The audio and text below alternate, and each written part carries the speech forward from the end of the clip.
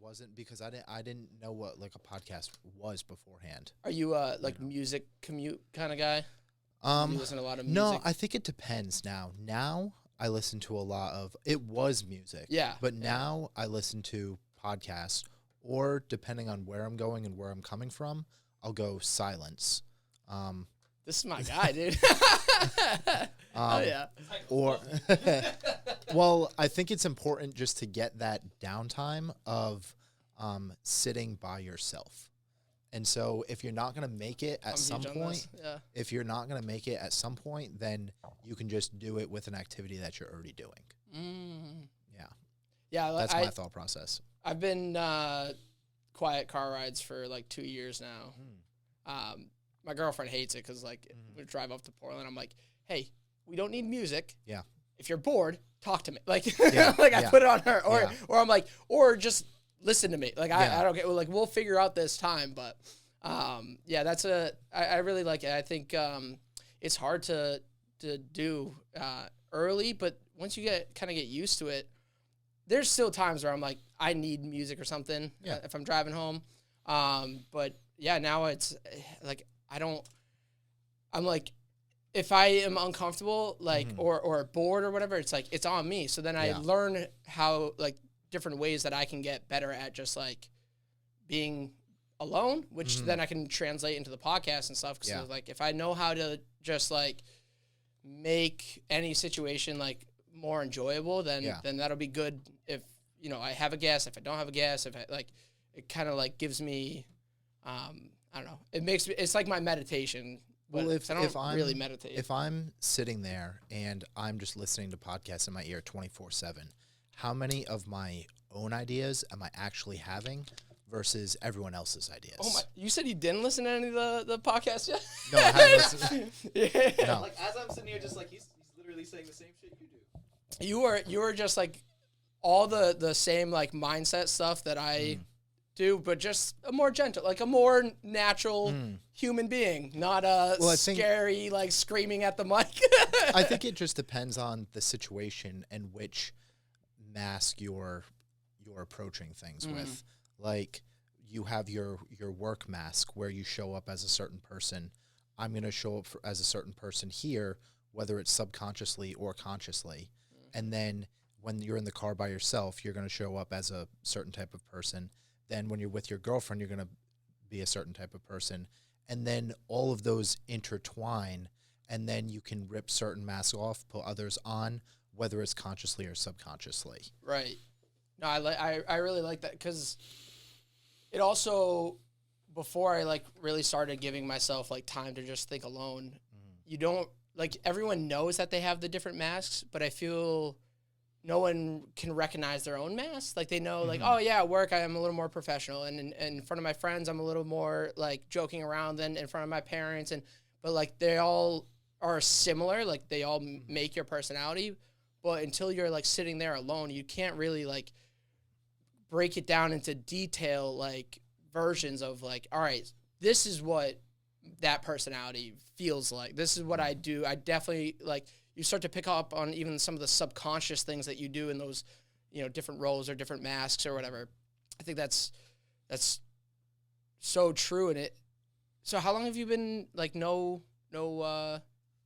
mostly no music or no?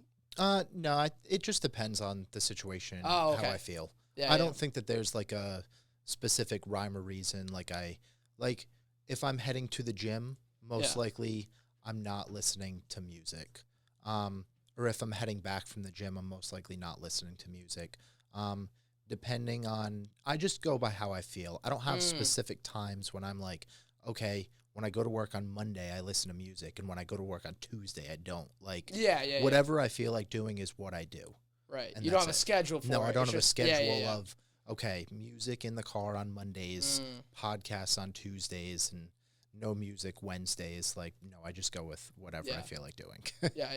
That is definitely the best way to do it. But I think more people should, and if it's not driving, like there's at least time in your life where, you know, you, rather than being alone, you open up your phone or you choose to watch Netflix. It's like, force yourself to just be in your thoughts for 30 minutes. You know, some people like get that out when they go like take a shower or something. But a shower is like 10, maybe 20 minutes if you're really doing a lot of thinking. But that's not. I think you need to implement it into something in your life that is a more consistent thing. Even if it's like you said, like it's sporadic. Like when I feel like having those drives, you do those drives. But those are so that you're already implementing it into something like regularly, even if it's sporadic. Whereas like some people, the time that they're not listening to anything in the car is because their phone died, and now they just can't listen to anything. And now what do you do with yourself? Like, Well, the thing with the phone and all of that kind of stuff, I think that what happens is that people don't actually know who they are. Because when we look at our personality is our personal reality. Ooh. Okay? I didn't come up with that. Okay? No, I didn't. Take credit, dude. No, I didn't come up with that. Like there's a lot of like things that I know and have an awareness of that I most definitely did not come up with. I think that all of the answers that we need are inside of us, and that you're like remembering things as you go through life, and that all of the answers that you need you already have, but you just need to find them. I don't know where you would start with this conversation, where I was going with it. No, just to, just talking about like finding that time, like being off of social media to learn yourself. Yeah. Your person. So like with that, I think what happens is that people, the apps in general, okay, and social media as a whole, there's a lot of people that are very smart that created those, and they're designed to keep you on it. Okay, it's not designed to just go and like look at 20 minutes, and because you have like a certain neurological response when you intake that as well. And so everyone has become so distracted, and they use it as an outlet, whether it's their purpose to go and use it as their outlet. They use it as their outlet either way, because what's happening in their real life, they're just trying to distract themselves of. It's the same thing of like how I see it, of like going on vacation. Vacation is a big, like, monumental thing of, I'm trying to escape my reality right now because I don't know what I actually like, and I don't know who I actually am. The same thing with like Instagram and vacations. They're the same thing to me, just at a higher scale. A vacation, you take a week off of work and you say, wow, this is the best thing ever, because you hate the job that you're at. Then you go home and you're on Instagram and you're looking at everyone else, and that's, again, just a distraction to distract yourself from sitting on the couch because you're lazy and unmotivated and you don't feel like doing anything, and you're just trying to escape the reality of where you're at right in this moment. And I think they go hand in hand. They do. I like the comparison of like social media is just mini vacations that you're constantly taking in to distract yourself. And especially because I know a lot of people, when they go on vacation, they do compartmentalize. They're like, this is my time away, this is my time off, to just like be present, which I do think is very valuable. But social media doesn't allow you to be present when you're on that type of vacation. But I still think, because I've recently traveled. I went to Florida with my girlfriend, and it was the first time that I was flying that like my parents didn't buy the tickets and take us, like, tell me where to go and what to do. It was the first time, like, I mean, my girlfriend took charge. You had to filled out the itinerary. I just did it like blind. It was like, you told us we got to go here. All right, I make sure we get there on time. So I think I was able to, even on that vacation, learn about myself. But I think a lot of people just go on it to escape. Whereas because I don't do it often, and it was like the first time I did it, I was able to like put myself to this challenge where I almost like didn't even want to go, because I'm like, oh, this is it's scary. I don't know what I'm doing. I don't know how it'll go. And then even like during the vacation, I was still doing my my daily walks, is where I get a lot of my meditation or just thoughts out. I usually try to do like 30 minutes a day. Okay. And I bring my phone because if something happens, but I don't listen to podcasts, music, or anything. It's literally just walking and just making observations, seeing things, and letting my thoughts just like come or go. Sometimes like I'm kind of focused, or like a thought pops into my mind, and I like not too long ago I thought of like a bit to do if I ever did like an open mic, like stand up. And for 30 minutes, I just kept like redoing this bit and trying to like fine tune it and kind of come up with the best version of it. Yeah. And like I was still doing that type of like meditation when I was on vacation. So I was still like reflecting like, wow, you just did that whole flight. We got here. We're on day one. Like tomorrow we're going to go to Disney. And like, and I was able to like be on vacation, but like still be, you know, constantly thinking about like my, like we were saying earlier, like personalities, like what mask am I wearing right now? Am I like, is this actually as scary? Am I really like that, like, you know, child in the situation, or like, no, you're an adult, you can figure things out. And I was able to continue to think throughout it, which in a way it kind of like became my like vacation from my vacation, but it kept me off of like, you know, just going with the motions or just like, all right, this is what we're doing next. And just not really thinking about the days every single day. Cause I'm like, I'm taking time out of my day to like think about each day of the vacation. And it, like, now I have like so much like deeper memory of it. And like, you know, I'm connected to it so much more, as opposed to like some vacations that, you know, when my parents used to take me, it's like I just sit on the beach all day and I'm just like, oh yeah, it was nice. I played ping pong at the hotel and I went and did that, but I wasn't learning from myself. I wasn't growing actually from taking a vacation. Yeah. I think like what to just roundtable that, I guess, is these like all like these distractions and things. Like, how could I go with this? When we look at like the fear of going on vacation, like being an adult, right? I think that that's just like something that we make up in our head. And all of the fears that we actually have are just things that are made up in our head. And then the most important thing about actually going on vacation is just being present. And the more that you can be present in like this exact moment, the more that you will feel fulfilled by those moments. Like, even if we do this podcast and it's like, whatever, like I thought it was okay and you thought it was okay. But like, as long as each of us show up and are actually present, we know that it'll be better. Yeah. You know, than just like showing up and being like, okay, yeah, we did it. Yeah, I think that's, you know, why so many just like network TV shows and especially like the news shows and the way they used to do interviews, like no one is even entertained by that. Like, especially like a late night show, it's like you know, whatever guest comes on that show for a 5-minute segment where there's another person on the couch too, that they're doing a double interview and like you get like, you know, 3 minutes to you know, kind of promote your stuff in a like a comical way for the audience, and no one's really present there. It's like, all right, and now we're on commercial break. All right, you're out. Next person in with us, and everything's like constantly moving. You're not even able to just like take in that moment. Whereas, you know, now it's at bare minimum, like if I wanted to, I can enjoy this vibe, and like I don't need the podcast. Like this is, I guess, in a way, like the podcast is how I like get to know people, or like get to meet new people and talk to different people.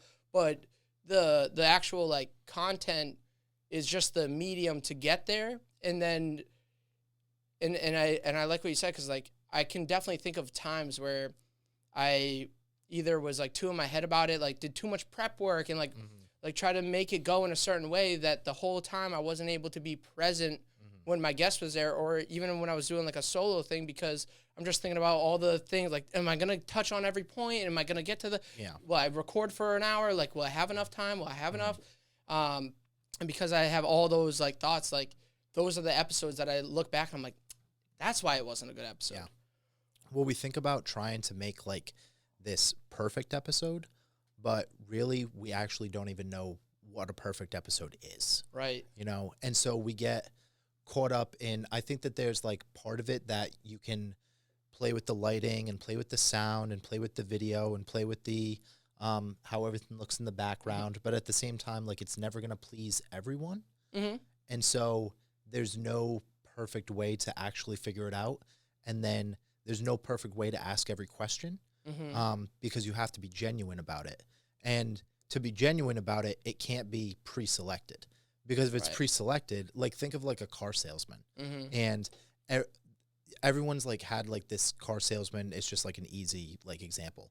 Everyone's had that like car salesman that has all the pre-selected questions, and you just feel like another number, versus someone that genuinely cares about what is going to happen and help you make a decision.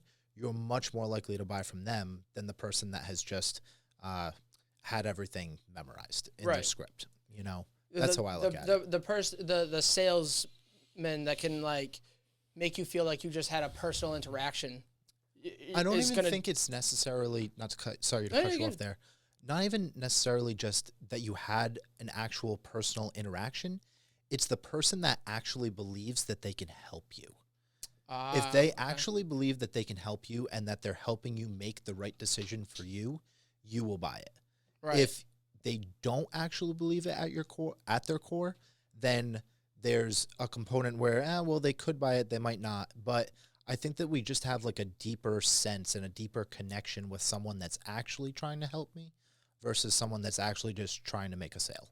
And we just know it. You know, not at a level where like we're thinking about it, but at a level where when we're going to make the decision, we know whether this person actually has their best interest, like that gut feeling that you have. It's subconscious, but like, I trust my subconscious a lot, especially when it like speaks to me. Like when it gets loud enough and I'm like, oh, all right. So that, like, I'm saying no for a reason, and I might not know that reason yet, but that subconscious, like, is telling me something about this human across from me, whether it is a sales or, I mean, any type of interaction you're having. Like, you can really pick up, if you trust your gut, like, you can pick up on that genuine. And I think being genuine is one of the most important traits in humans. And I talk about like the you know, my journey and stuff as I'm trying to like become a content creator.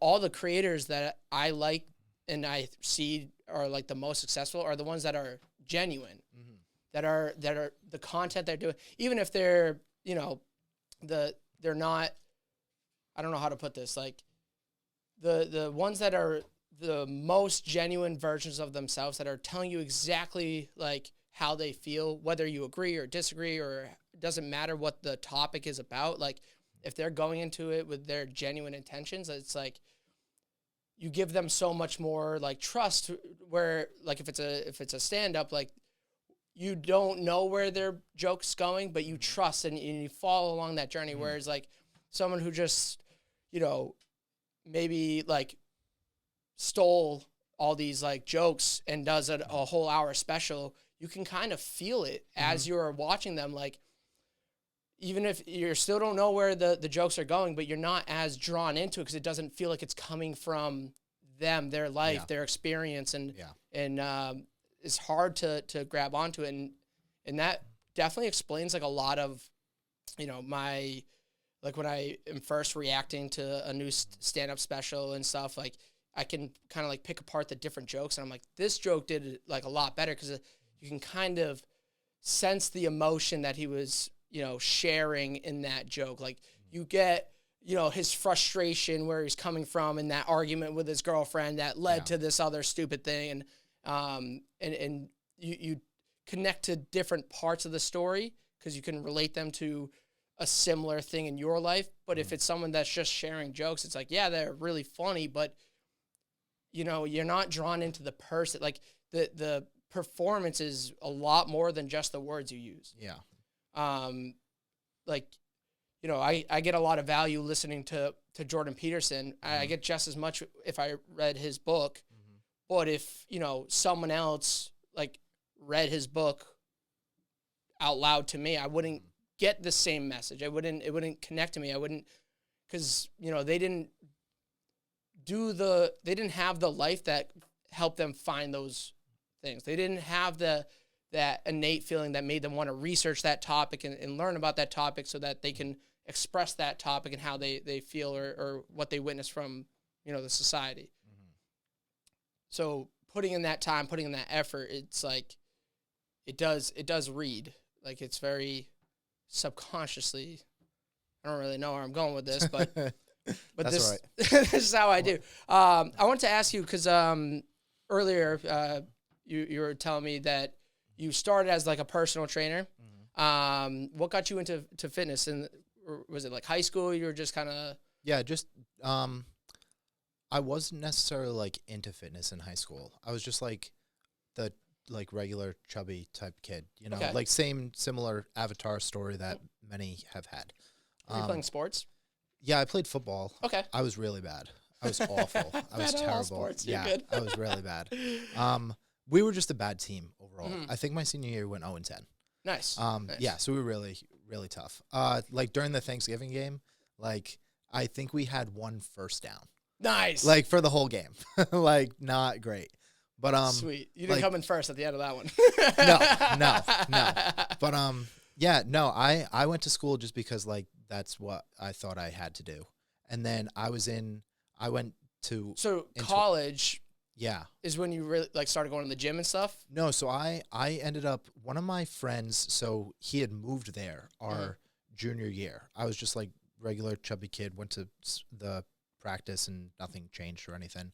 But then I met this kid that transferred and his name was Phoenix, and I thought that was the coolest name ever. That's like his Which it is. His actual legal name. first Yeah, name. yeah. That's pretty Yeah, lit. he's an awesome individual. Yeah. But I don't know, he just like, we became friends and he took me under his wing and he was shredded too. And I just started losing weight and I thought it was cool. And then like my senior year, I probably dropped like 20 pounds in between like junior and senior year. Didn't think much of it though.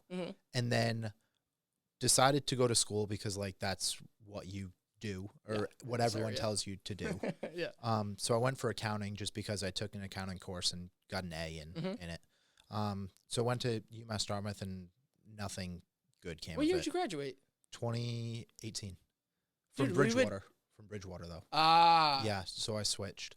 So what was it like freshman, Then- sophomore? You were No, just freshman year. I was in accounting I was there. gonna say, and I then- graduated 2018 Yeah. from Dartmouth. But then I transferred to Bridgewater and I only went into exercise science because I had a buddy that I looked up to who was jacked and he was like, "Oh, I do exercise science." And I was like, "All right, I don't know what that is, but I'll do it." And then just went into exercise science. And that's it. That's how I started my personal training like career, you could say. But your Phoenix when you were in high school kind of Yeah. introduced you to the gym and you Yes, started already yes. picking up your own gym routine. Yeah. 100%. And then by the time you transferred over to Bridgewater, Yep. you found a like specific degree. Yeah. So did you wait until you finished your degree or were you like maybe some friends and stuff that you were kind of like working with? And Just kind of waited training? till I finished my degree. And Yeah. what is that process like? Do you have to like, do you work for a company? Are you freelance? How do you find I had clients? so like what I had done, I had went to the gym that was just like right by my house, and so just like the local gym, the mom and pop gym, and the way that they did it there was I came in and I would work like the front desk, and I would just talk to everyone, and I would be like, "Hey, I'm a new trainer. Do you want to do like a free session with me?" And everyone would just say no. Yeah. Or I would like go and make like the protein shakes and stuff. And then some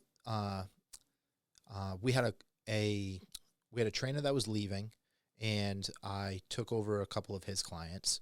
And then there was also a list of everyone that had ever like trained at that gym and that still had a credit that they never used, and it was like 50 people. And I just called every single person. Members game. Yeah, I just called every person and I was like, "Hey, so you have a credit. Do you want to come in and use it?" And one person said yes. It's a numbers game. Numbers game. So whatever. And then that's more or less like how I got clients. I never like had a crazy huge book.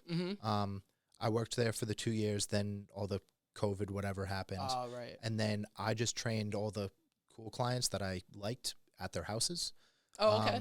And then went to a different gym after that. I worked up at Fit Factory in Foxborough. And that was more of where I come in. I don't have to do anything. We just had like a fitness director who just, when someone signs up for the gym, they go and meet with the fitness director. They say, "Do you want a personal train?" Try to sell them on that. And then they just link them up with me. That was it. Sweet. Yeah. And so it was then, way easier. Right. So you were, hired or like worked for the gym itself. Yeah, both places I just worked for the gym. For the gym. Yeah. And then that's just how you like started to get clients and all that. Yeah. How many clients would you work with like at a time? I'd say when I was in the Swansea gym, it was so small. I would still I worked there for 3 years and still worked the desk after the 2 or 3 years. Maybe 20 max. It was not a ton. Over the 3 years. No. Like I'm thinking like during a week. Okay. Like total. Okay. So over that like 2 or 3 year period, it's hard to quantify. Maybe closer to like 40 or 45.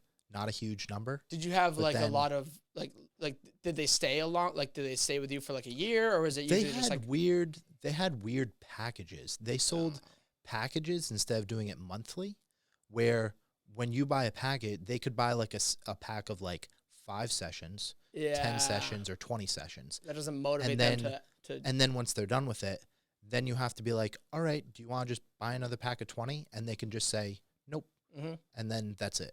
Right. So it was hard to keep them like going with it. Right. And I could get like some results, but not like I couldn't get a ton of results. I didn't know what I was doing. It's like it's really on them, because if they buy like 5, sessions, like you need those 5 sessions to be like 2 a week for the first month like at least. And if they don't want to, they just do 1 a week. Yeah. It's like, and then they're not seeing results. So like they don't really see the work that you're putting in. Yeah. As your personal training, are you also doing like dieting and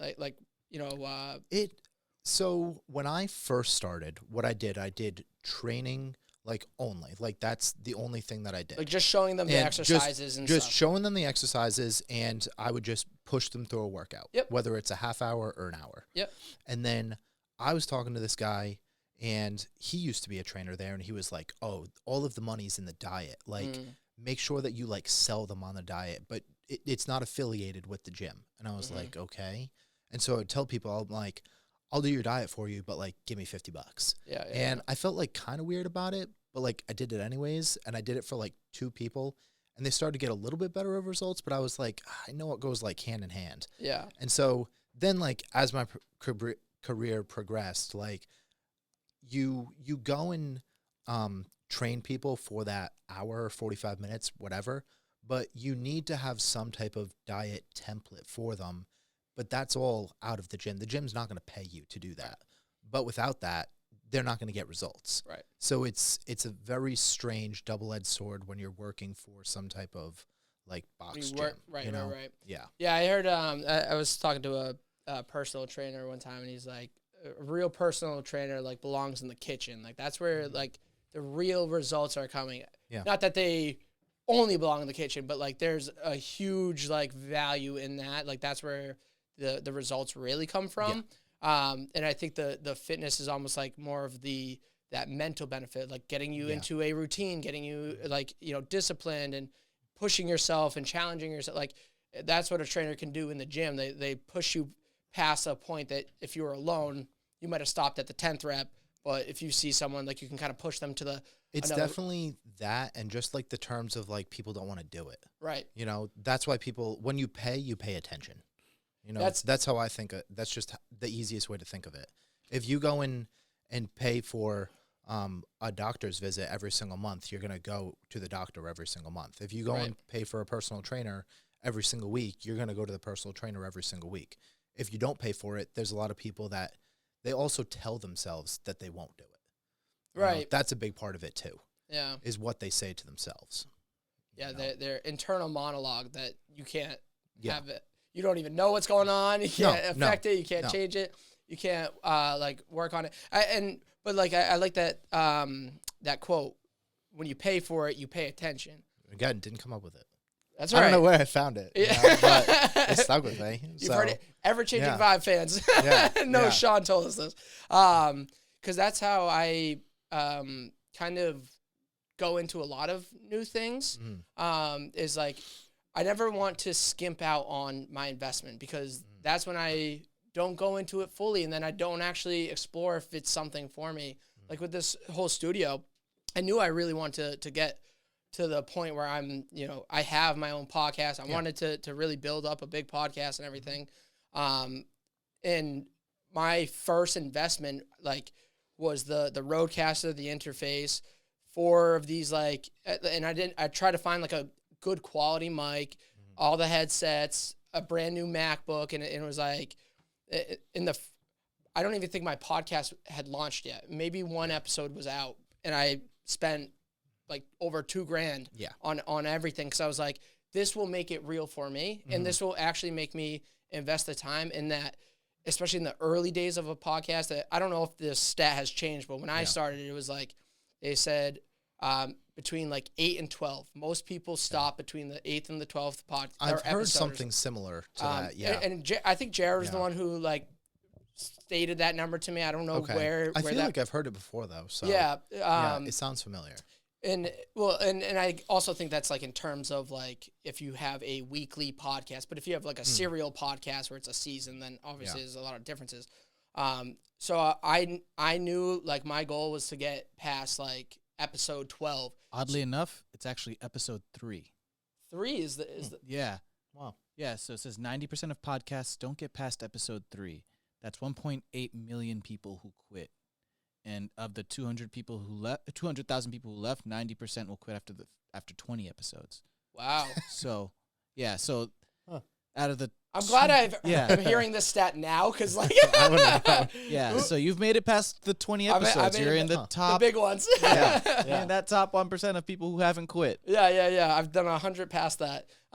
So like that was my mindset, was like, how do I force myself to get, like, if I put $2,000+ into this podcast, I'm not doing 3. Like we're doing like as many as we can, and I think it was a great mindset to go into this, because now whenever, I'm expanding into the next like phase of this, like when I got my first camera, I wasn't going to just start using my phone because it has a camera. I was like, no, I'm going to do the right investment when it comes time to like, get a second camera or get the next thing. And I don't know what's going to be out at this point, so I can't really tease too much. But a project I shared with you earlier that I've been working with all summer.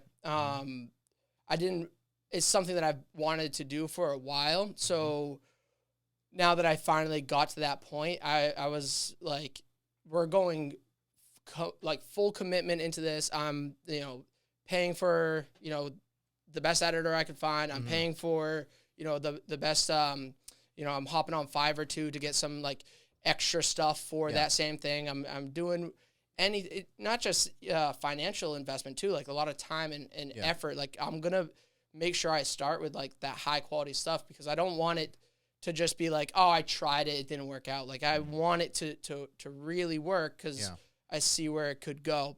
So I that's a great mindset to instill in yourself, because like if you go into it like, I'm gonna buy 5 training sessions and I'm gonna see where it goes, then you're already going into it like, it's gonna end. It'll end. It's not gonna work. Whereas like if you go, oh, I'm buying it, I want to get my money's worth, I want to like fully commit to it, like I'm excited about this. Like if you paid for, like maybe you get 15 classes, but you can only use them in the first month. Like in September you get 15 classes, and then next month you can re-up and get another 15. But if you don't use the 15, you lose them, and then I think that'll like further incentivize you. Yeah. I think a lot of people are incentivized by money, but there's other things that you can implement in yourself if you know yourself well enough that, all right, it's not the money, but it's, the time. I need to, if I create a schedule for it, if I like am really good at like keeping up with the routine, like I do a daily journal, and it's like that daily journal, some days like I'm writing like, I can't wait until I'm done writing this entry. I'm so bored. I just want to go play video games right now, blah, blah. Yeah. And then there's some days where it's like, if I didn't have that day, then I would never have, a year's worth of daily entries that got me to the point where it's like, oh my gosh, I have this revelation. Like, I was just thinking about this thing today, and now I can really break it down. Like, here's my thoughts. And because I never like built up a process. So whatever you can get to like enter the thing with like, I'm committing immediately. And then And then, you know, if it doesn't work out, that's okay too. Because if you go into it with like the determination and the commitment and it doesn't work out, you gain a lot of value from it. I'm going to use the example, like even with this podcast, I actually started as like, with a little Instagram channel that I was just posting like Call of Duty clips. And I was like, I want to be a Call of Duty, you know, content creator on Instagram. I realized like I didn't really like that, but that like just trying it, fully committing to it, and like really trying to see if it could grow and turn into something is how I was introduced to people that like got me to experience a podcast. Jared like hit me up after he saw that. I went on his podcast. I did an episode, and like from ever since then it was like I'm doing podcasting the rest of my life. Like this is something important. So if you go into the training, like the gym stuff, and you go, you know what, I don't like working one-on-one with a trainer. Maybe what your thing is like you still like the commitment of like getting yourself and challenge yourself to go to the gym every day and like do something, but you need a lighter or a different style of a workout. And you see Zumba classes one day and you're like, I'm gonna try that out. And now you learn that like, okay, if I didn't do the personal training, I would have never done the new thing I love, which is CrossFit or you know, name something there. So your journey of a personal trainer has kind of led you down this path where you're now a life coach. More or less, yeah. Is that? I just don't like the term life coach. That's all. That's honestly, because I think that's just all it comes down to. I just don't like the term like life coach. I'm really excited you said that because when I, you know, going into this, I like knew you did life coaching. Yeah. But I had that same kind of like, you know, take back with that term. I think there's been a lot of, you know, bad influencers that kind of like ruined that. There's so many different buzzwords out there, and that for me, that is one. It's good to like have it because, you know, it's more recognizable. Right. So so like if you met someone, you can say, oh, I do life coaching. Like they're gonna know what life coaching is, but when you break it down, and this is what I want to like talk to you about, what? All right, let me try to make sure I have my questions like ducks in a row. So what was the revelation that like kind of, and you're still doing some personal training? No, not at all. No, okay, so what was the thing that was like you were doing personal training and you're like, I think this is more my lane. What happened is when I was personal training, I just always knew that I could get better results for people. It was unfulfilling to me to show up to the gym every single day and say, okay, do these 10 squats, or let's do 20, like whatever. Okay. Yeah. There's some clients that are fun. There's some clients that just aren't as fun, and that's just part of the game. And so I always knew that I could get more results out of people than just like what I was doing though. I didn't understand how, but I knew it was mindset based. There was something that you hadn't found yet. Like we were talking about earlier. Yes, there was just something that hadn't clicked for me because me just telling you to do something that you already know that you should do, and should is a difficult word because should just leaves us with indecisiveness. Yeah. Okay. But things that you already know that you should be doing, and things that I can just tell you to do, why does it change anything if I tell you instead of you just like telling yourself? So how can I get to this point where people, like, what is actually holding them back from doing things? And it wasn't just from personal training just to life coaching all of a sudden. I did like bartending a lot. I worked in a lot of restaurants. I just had a lot of odd jobs. I still do like odd jobs and things now. A lot of like service industry stuff. Yeah, like personal training to bartending. Yeah, to everything with people it's a lot of is always socializing. More or less everything with people is always what I've done. But in terms of like coaching now, what it is it wasn't like this one big epiphany moment. I was waiting for that one big epiphany moment for a long time, and it never came. And then someone told me, I told him, I was like, hey, I'm waiting for this like big epiphany moment where it's all going to click and I'm just all of a sudden just going to change who I am. And he was like, why can't you just have one of those every single day?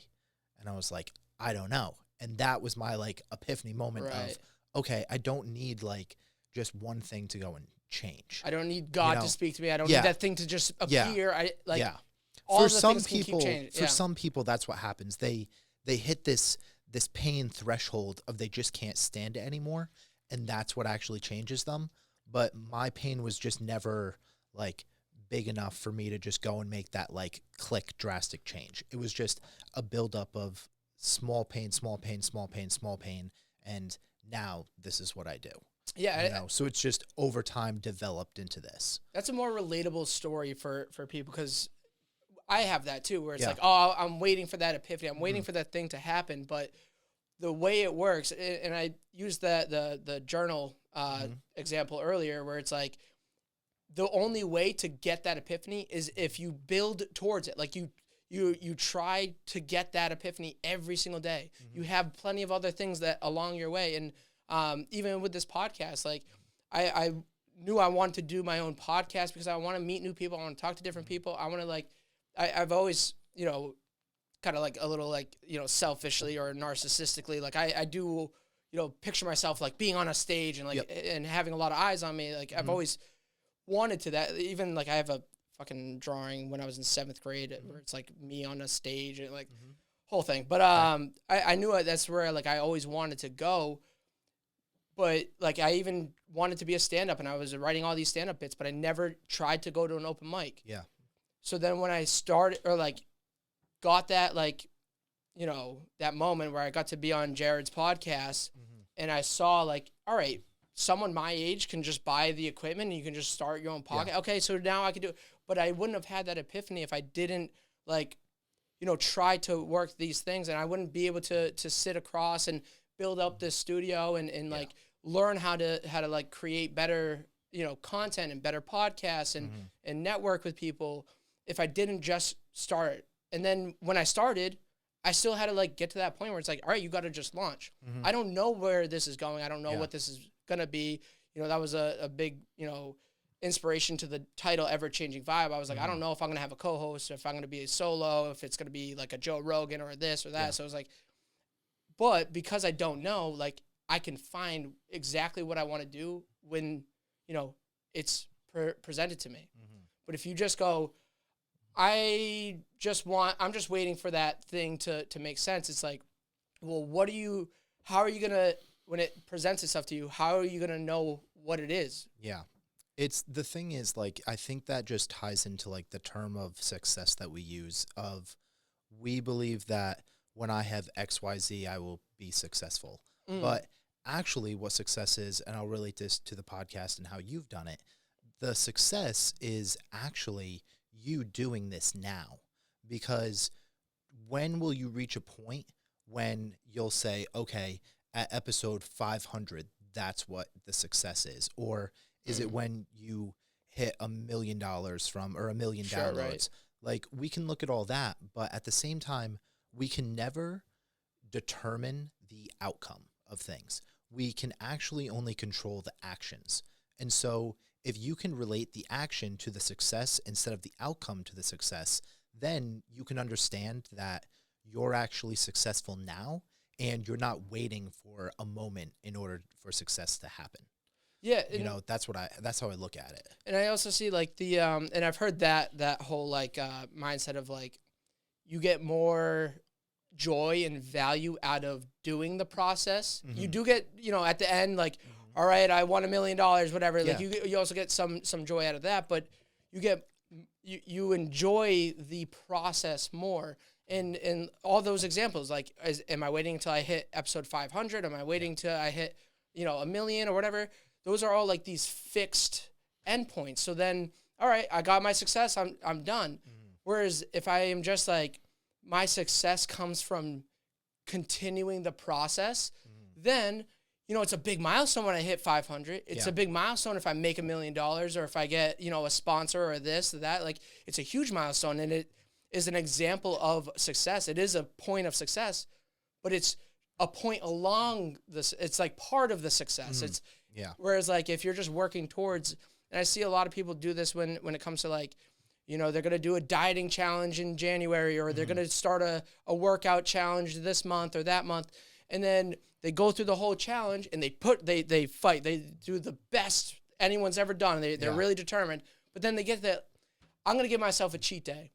I'm really sore from just running that marathon, but I did it. So you know what? I'm going to give myself a week off to recover. Yeah. Well, that week off is your trophy, and you're giving yourself that reward, and it's not becoming your lifestyle. It's not becoming who you are. You're just like, yeah, I achieved a goal. And then now in a year, you're going to have to redo that entire process. And it's better if you are using the process as the goal. Yeah. Because then you don't stop the process keeps going.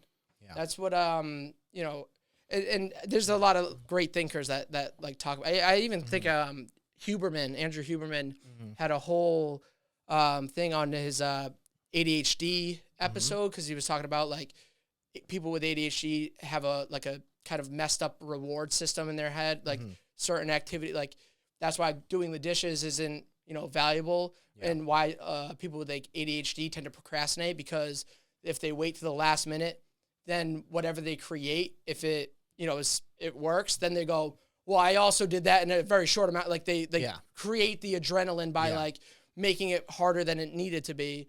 So he was talking about like different ways to accept like that reward system, where if you're doing it because you love it and you're enjoying the process, and to focus on, the struggle of like going into a cold shower. It's like when you get out, you're proud of yourself for enduring that process, for enduring the cold shower. But your trophy isn't from stepping out of the shower. Your trophy is for standing under the cold shower. Yeah. Like focus on the hard part, the grind. Like that's where you, like you said, like that's where the success comes from. The success comes from doing the process. It's the thing about it, to roundtable this thought here, is it's actually all about who you become during that process, not about the actual like outcome of it. Like stepping out of the shower, it's not about stepping out of the shower. It's about who is the person that I need to be in order to get into the shower in the first place. That's just easy to like roundtable that. But why did you want to do this podcast? Like even before you did the podcast, what inside of you made it so that you were like, this is what I need to do, before you had started doing episodes? So there was, I feel like a couple like things in me. One of the big ones was all the years that I wanted to be a stand-up and never, trying it, never even going to an open mic, never at that point, like, I don't even think I had like gone to see a stand-up show or anything. And I kind of had that like resentment building for myself. So I think like that's one of the things that once I realized, because I don't know how to explain it. Like when I did my first like sit behind a mic and be a guest on it was Jared's podcast, just this environment, my gut was like, I thought it was butterflies, but like I was driving home after that, and like it was just fueling up, and I was like, I know I have to like do more of this. And so I was kind of like, I can't just try to find a bunch of people that have podcasts to just try to find how many times I could be a guest on other podcasts. I was like, one way to do that is just make sure I have my own, and then I can do it whenever I want. And it was also like, I don't want to get to a point 5 years from now, just like with the stand-up, and I never even tried it. I don't know where it could have gone. And then, I think this was a subconscious thing that I started to like really realize as I after I like met my girlfriend and we started like dating, and then got into a relationship, where this is the person that I want to be as an example for my children one day. Like I don't want them to like know that, or like tell them you can do anything you want. You just gotta have to work towards it. You have to, you like doing that. You don't have to go to college, but you like, I can tell them all those things that I've learned and that I know, but like, I've always learned by example, and I want to be that example. So like, hey, I did it for, 25 years, and I still have 20 viewers or whatever. Like no one still listens to the podcast, but you see me go and do this every single day because I love this. I want to keep doing this,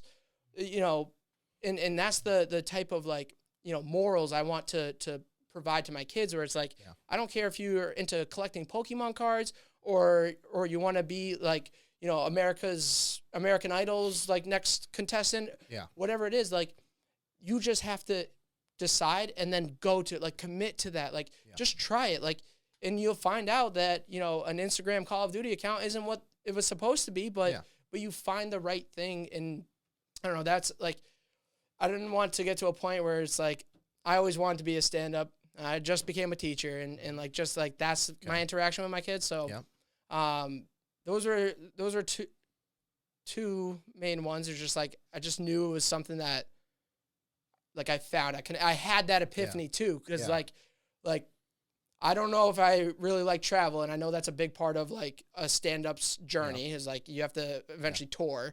But I still like the idea of like, because at the time I'm listening to a lot of like comedy podcasts and a lot of guests on almost any podcast is always like a stand-up. I'm like, well, maybe one day my podcast will be big enough that I can have, you know, I get to talk to my idols and my like the people that I like get so much like comedy from. So so there's like that kind of in the back of my mind. So it just, all those things were obvious to me. And and then the not wanting to resent not doing it. Yeah. Because if I told myself a bunch of times, like I can start, I don't have to launch it until like for however long I want. I don't have to launch it at all. I can just keep recording, whatever.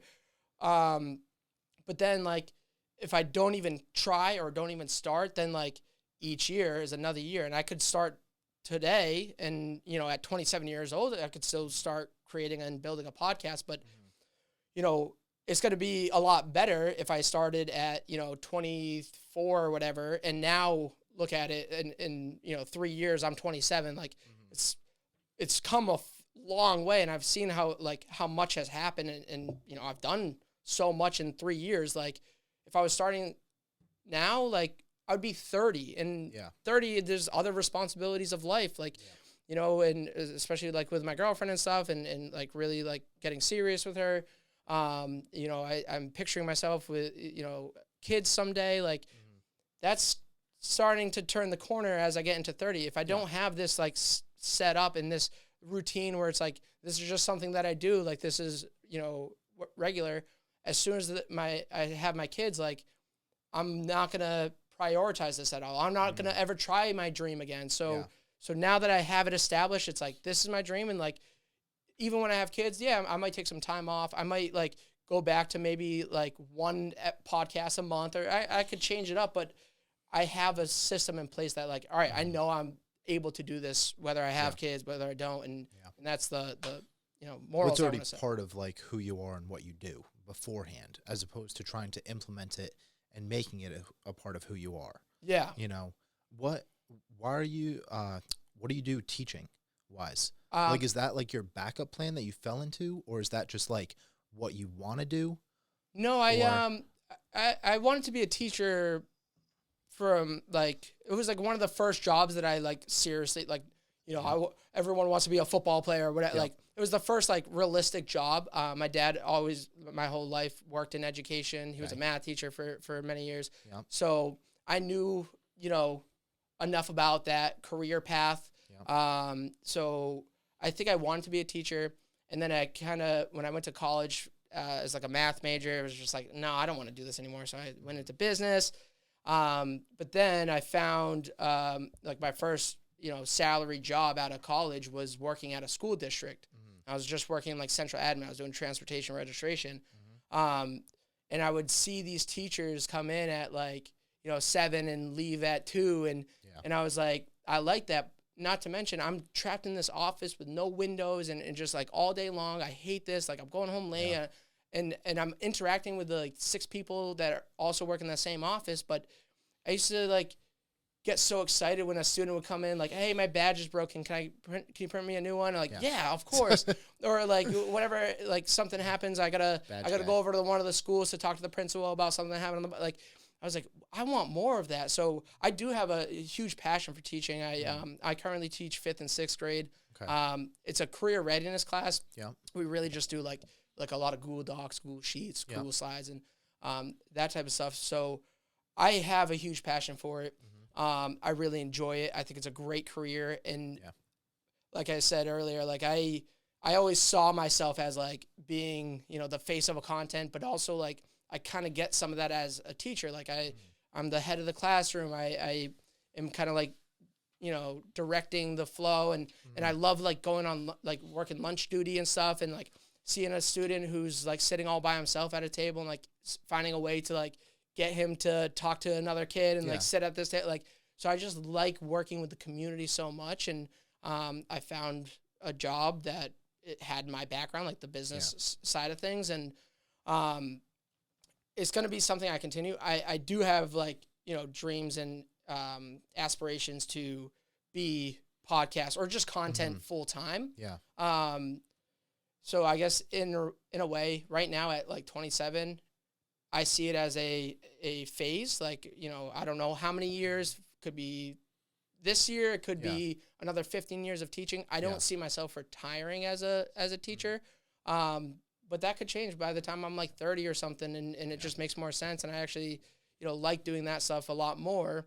But yeah, no, I went into teaching before I went into, or like started this podcast, before I even, started the gaming Instagram channel. Yeah. I was already a teacher. I was already working that. It is a career that I really do enjoy. Yeah. Which I would be okay if like it was my only job. Yeah. But I'm still young. I still have the time to try to turn this into, because like it would be the coolest job. Like that's a dream. Like you just get to sit and chat with do people. Do the things I absolutely love the most. Like So yeah, that. What was your question though? Why you became a teacher? Oh yeah. Yep.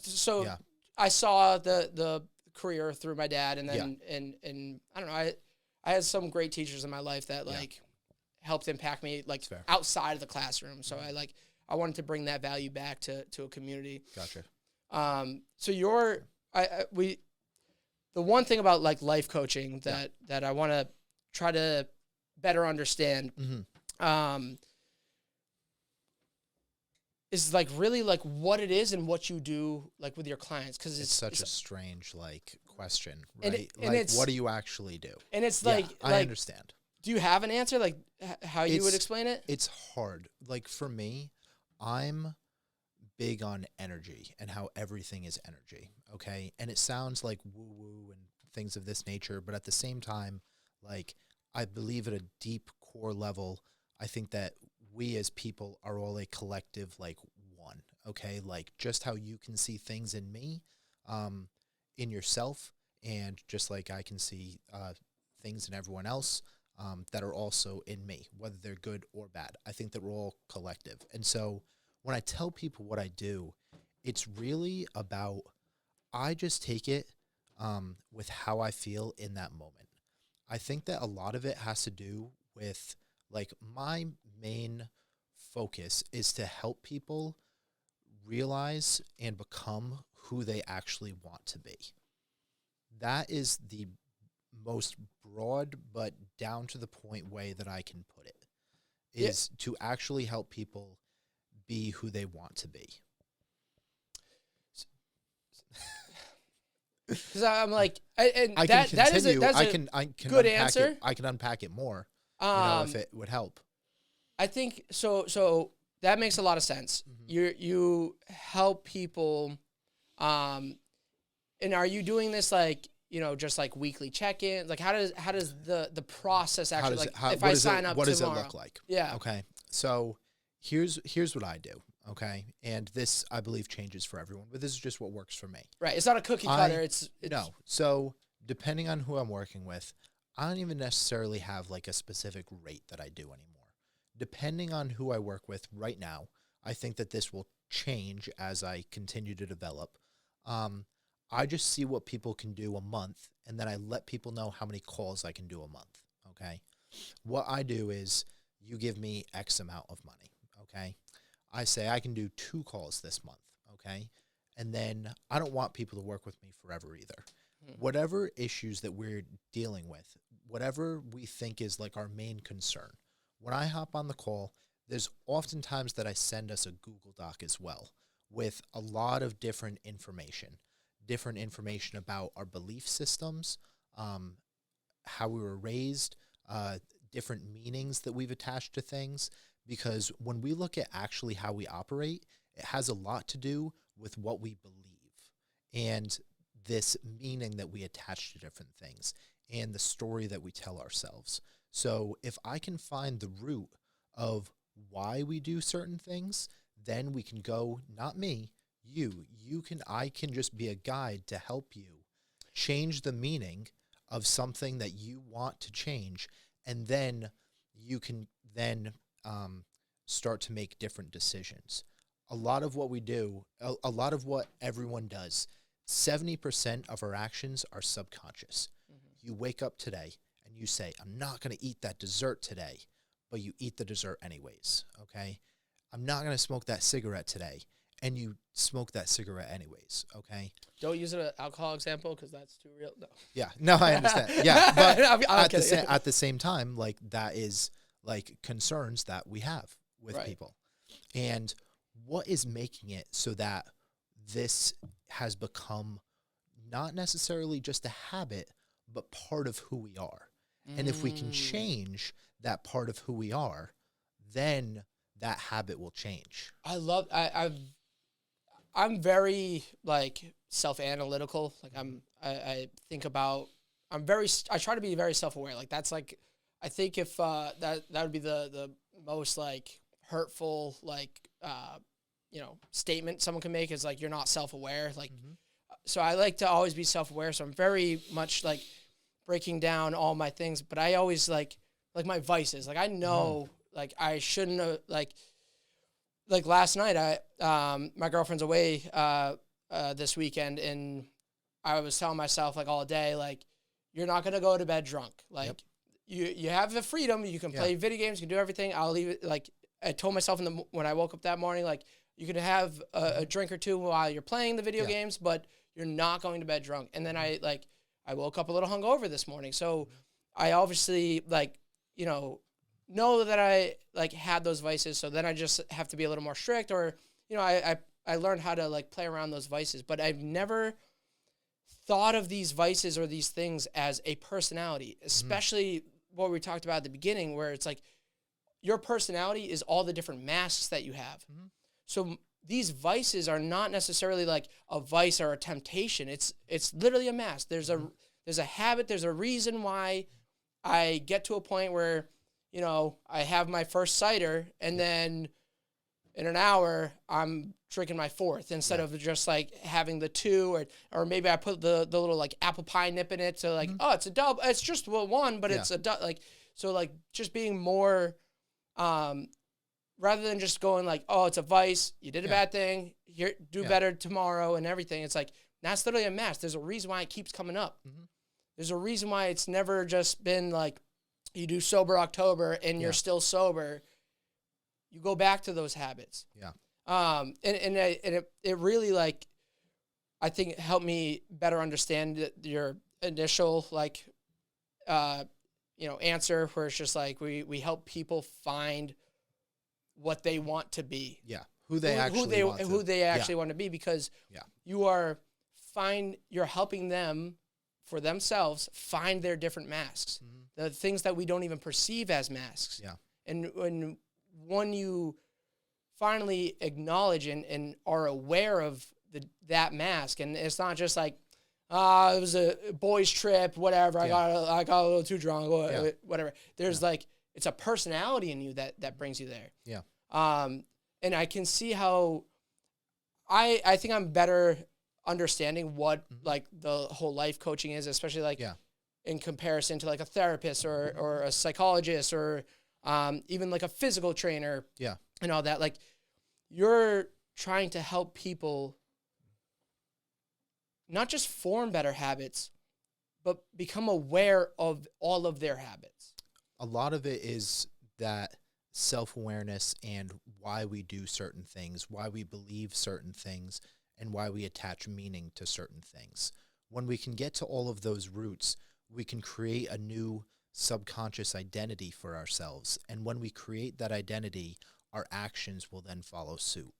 If you continue to tell yourself that you're this, like, take the person that you know that says, I just can't lose weight. I just can't do it. Like, no matter what I do, I can't lose weight. Okay. What story are they telling themselves? Where you see them eat healthy at certain times, but then you don't know everything that goes on behind closed doors either. And the story that they're telling themselves is that they actually can't lose weight. So in their mind, they are creating something that how can I word this best? I feel like I've heard this, like, yeah. So what's happening is we have, like, what we focus on, our mind will tell our body, like, we'll find evidence to make sure that confirmation bias. Yes, confirmation bias. Yes. So, like, what's happening is the story that you're telling yourself, you're giving yourself that confirmation bias through your actions. And so if you're telling yourself that you're going to be this chubby person forever, then subconsciously you're going to look for that confirmation bias and self-sabotage yourself. Right. I'm not saying that this is what ends up leading to some, like, binge every Saturday night, but those are just, those are certain subtle examples. I can think of, like, a subtle example would be, like, all right, so you can't lose weight is what you keep telling yourself. You're eating healthy all the time, but every time you go to step on the scale, you subconsciously choose to do it after you eat rather than the first thing in the morning. It could be a lot of different things like that. Your brain and body are working together to do the confirmation bias. It's like, well, you know, here's now you're a higher weight than you really are, and you allow that to, like, affect the rest of your life and all your other decisions. It's like, and then it, like, especially when it comes to, like, dieting and weight loss, you go, well, it's pointless. I've been doing this for whatever, and, like, why do I even try anymore? Rather than going, like, all right, why, what is the habit? What is the personality mask that I'm wearing that allows me to keep telling myself I can't lose weight? I think that what happens too is I can go a little bit deeper, like, woo-woo spiritual side into this as well. Because you have the one avenue where we subconsciously self-sabotage ourselves, okay? But then there's this other avenue of, I'm all about belief systems, okay? And so when we look at belief systems, we can also look at the person that, and this is where I have a lot less evidence to make this real, like, scientifical. Okay, and you'll understand where I'm going. I don't think scientific is a word, but it is for me. I know it is for me. But you know, that's fine. Yeah. But I also know what you're saying. Like you know it. You have this, like, it's there. It's tangible. I just believe it's real. It's just like there's almost no way to articulate it. Yes, scientifical, articulate. Same thing. Same thing. You know, I get you. But I do, like, this a lot. when I look at this other, like, type of person, we look at the person that is 90 years old. They've smoked cigarettes for 50 years. They drink a pint of Jack Daniels every single day, and they eat McDonald's, and they're perfectly healthy. Okay. Why? Are they some anomaly in, like, what health and wellness is? Or they have, like, a fast metabolism? Okay. Like, all these different, like, things. What I'm saying it could be, I don't know if it's true. Okay. But what if it's just the fact that they believe that what they're doing is perfectly healthy? Dude, we have a whole other podcast to do just on this theory. Yeah, but I'm just saying, like, and I don't know if it's true, and I don't know if it's not true. It doesn't matter to me. But at the same time, like, there's been different studies where people, like, bless food, and there's and people are able to digest it better. Where some people, where they've taken two studies where they give two groups a milkshake. One they say is a skinny milkshake, and one they say is a fat milkshake. And the people that drink the fat milkshake gain weight. The people that drink the skinny milkshake lose weight. The subconscious thoughts. But it's what you believe about it. So it's the same thing when we look at like, or at least for me, when I look at the 90-year-old that's healthy, that smokes cigarettes, drinks Jack Daniels, and eats McDonald's. They're perfectly healthy. They've never gone to the gym, but they've got a little bit of muscle on them. They just look like a normal person. I do think that there is a point where you can, if you truly deep down believe that everything that you're doing is right, then it just cancels out like what you're actually doing. Well, it's the same reason why you were saying like someone can't lose weight if they keep telling themselves they can't lose weight. But that's just like an easier example to like look at, and it's more realistic. Where like the person that smokes cigarettes and everything, it like, applies to every action that you do throughout the day. It actually applies to everything. The subconscious and the conscious like decisions that you're making every single time. Like even as much as the milkshake example, like if I am like consciously going, oh, this is a healthy thing, then I'm going, well, when I'm being healthy, I do healthy things. And then your next decision is a little healthier. That is part versus of it the person drinking the fat one, that's the same exact thing. Go, I'm fat. I'm always drinking fat shit. Like, this is why I can never lose weight. Yeah. And now you're the confirmation bias. So if you're not even trying to, like, end confirmation bias that we do subconsciously. You're trying to, like, tap into it. Like turn it into, like, a weapon that you wage against your bad habits. Like use your confirmation bias to make you better, to make you lose weight, to help you do that. Like learn how to utilize it as a tool rather than, this detriment that it's become. Well, when we look at this spiritual side of things as well, because there's a lot of spiritual laws like underlying as well in our world, okay? But when we look at the spiritual side of things, I can say, okay, the word spell. When you look at the word spell in Webster's dictionary, it's actually just defined as a word or group of words with great influence. Okay? So when you look at spell, think about everything that you can you say that again? What does it mean? Webster's dictionary is a word or group of words of great influence. A spell is words of great influence, essentially? That's it. That's all it is. So we think magic, right? But what if all of the words that I say and what if all of the words that you say are actually spells? And they're actually, and like this is like very like witchy and things like that. And I'm not saying like that's like where I'm going with this, but there's more power behind our thoughts and words that we speak than we take into account for. This was one of the like ways that I got myself to actually take my silent car rides is, and I don't know if I heard a study or if it was like a Rogan podcast or just my buddy just sharing like a personal experience and why he stopped listening to like, 90s gangster rap and now he listens to Frank Sinatra and all this. But I was at the time listening to a lot of Juice WRLD. And most of my life, I would even look back and say like, those were when I felt like I was depressed. I was a lot more emotional and not like externally, like people didn't see that, but I felt it all the time. I was like all night, all day, like my subconscious thoughts and my like conscious thoughts that I wasn't sharing was very like, oh my gosh, everything's fucking awful and blah, blah, blah. It's because I'm singing along to Juice WRLD. I'm not, and I am, people can tell you, I'm not great. Anything musical, I can't do. I listen to the same song. I can't. Lucid Dreams is probably one of my favorite songs. Yeah. I still mess up the lyrics when I'm singing along to it.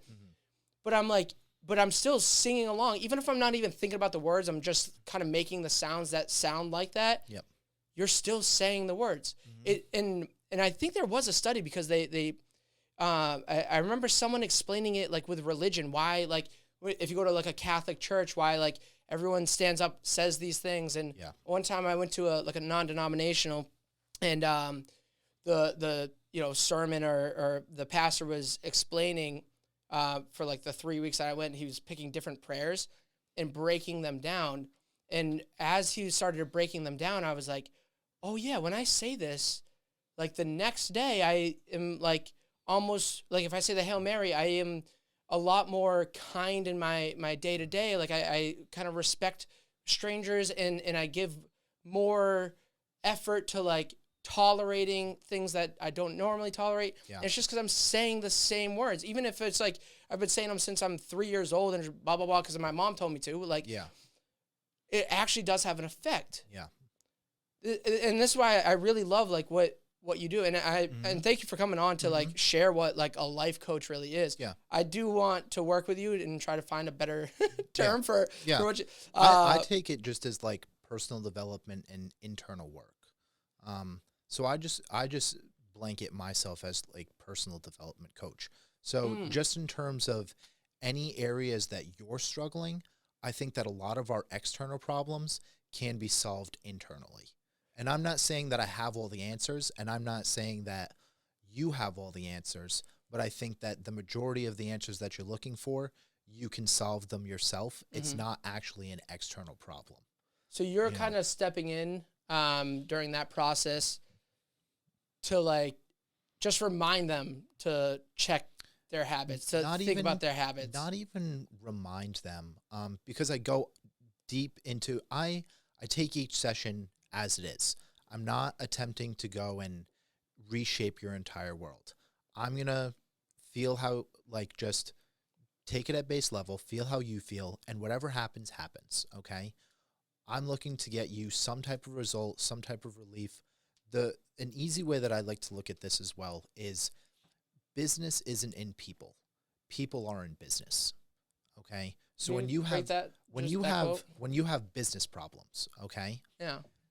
The business isn't in you, okay?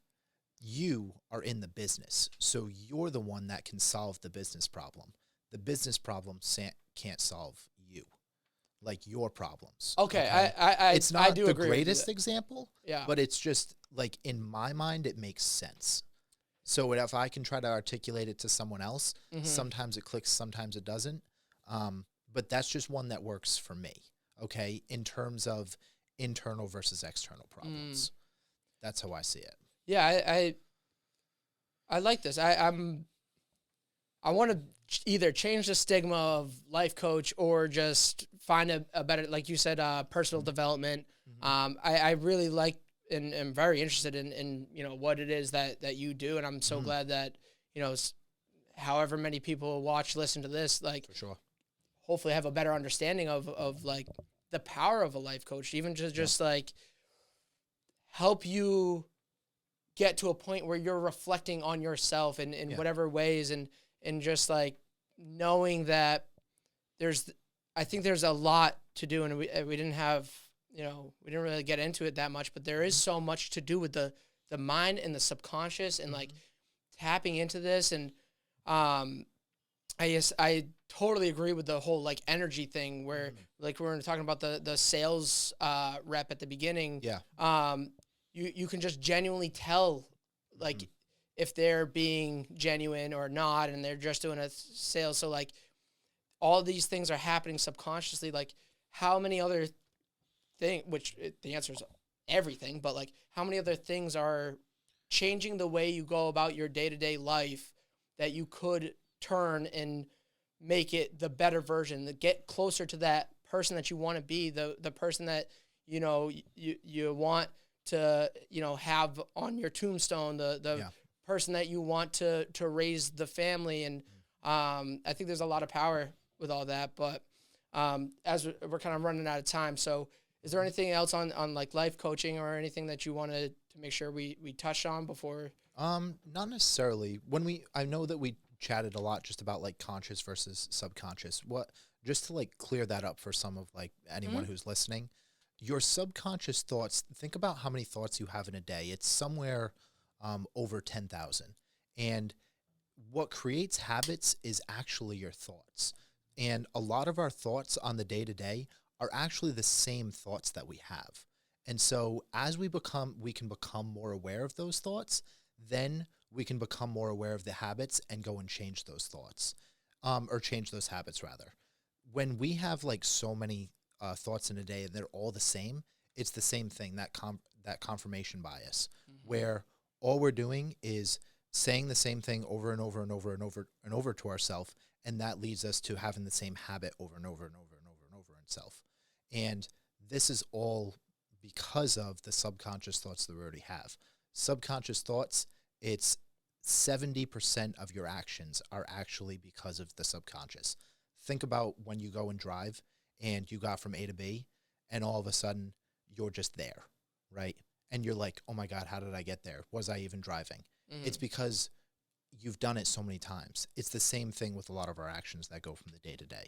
I just wanted to clear up some of that, like subconscious versus conscious. I'm glad you did. Yeah, a lot of times I get so into the conversation that I'm like in the conversation from my point of view, and I forget that like one time I was talking to my brother about like Pokemon and like shiny Pokemon versus regular Pokemon. Yeah. And then at the end of it, Gio was like, wait, what's a shiny Pokemon? I'm like, oh, well, everybody who just listened to that episode also doesn't know. So I want to go so much deeper into all the beliefs and the soul searching and the energies. And I think we will have to do a whole nother episode. And I just want to make sure I have like enough file space, enough batteries and everything. So I'm going to wrap up this episode. Yeah. So Shawn, where can people find you? How can they get in touch with you? Yeah. What else are you doing that people should check out? Yeah, I'm not sure when this episode will release. You could actually talk right into this guy right here. Yeah, this is your solo. But I'm not sure when this episode will release. September. What's 9th, 10th? Oh, beautiful. Well, September 26th, I have one of my first group coaching courses coming out, where it's a group coaching mentorship. It's all about self-awareness and using the power of your words and thoughts to transform your life. It's an 8-week-long group mentoring course. You'll also get a 90-minute one-on-one call with me. And finally, you'll get, we have a guest speaker, I believe, in week 6. So that's going to run from September 26th on Tuesday nights, 6:30 Eastern time. And that's 8 weeks long. And then you can find me Instagram, YouTube, Facebook, all at Growth by Shawn or Shawn Rivers. And then my podcast is also the Growth by Shawn podcast. So I appreciate you having me on. Dude, this has been great. We got so much more to talk about still, but guys, thank you for watching. Thank you for listening. Shawn, it's been a pleasure. Sweet. Thank you very much. All right. Peace, guys.